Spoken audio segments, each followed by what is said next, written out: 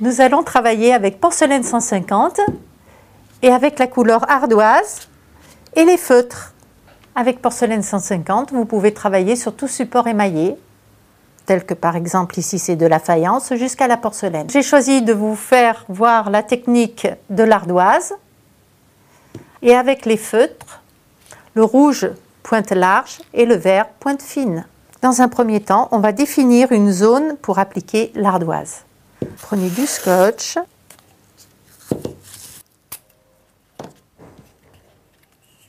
Ensuite, je prends un adhésif plus fin pour faire une finition très nette au niveau de l'anse. Voilà.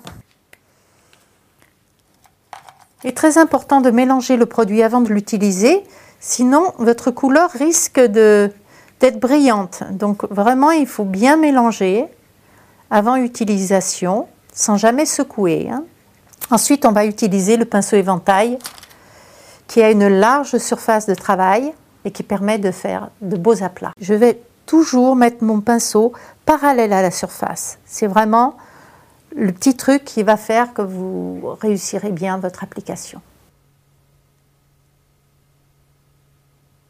Ne jamais rajouter d'eau dans les couleurs et travailler toujours avec un pinceau sec.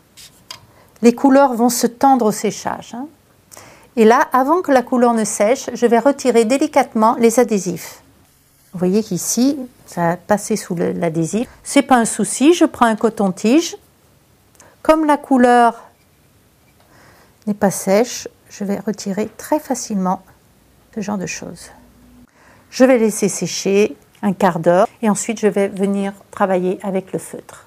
Donc à présent, ma couleur ardoise est sèche. Vous voyez qu'elle est très mate. Ça fait un fort contraste avec l'émail donc du mug. À présent, je vais travailler avec le feutre pointe large.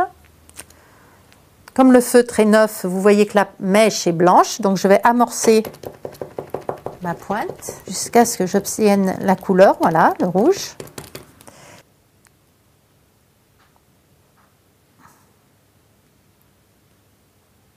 Voilà, dites-le moi, avec des... Même chose, que je dois amorcer sans trop l'écraser, c'est juste pour faire descendre le produit. Voilà, j'exerce une petite pression. Voilà. Et vous voyez que la pointe étant très fine, je peux faire du travail très très précis. Et là, je me lâche. Je tourne. Voilà. Ici, je vais faire des petites fleurs avec l'autre pointe. Des petits points ou du tracé. Voilà.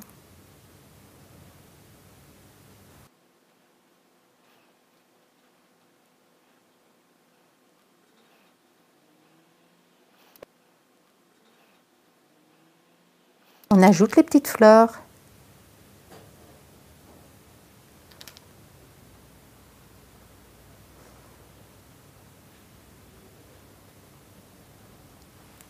Et le tour est joué. Il vous suffit de laisser sécher 24 heures et ensuite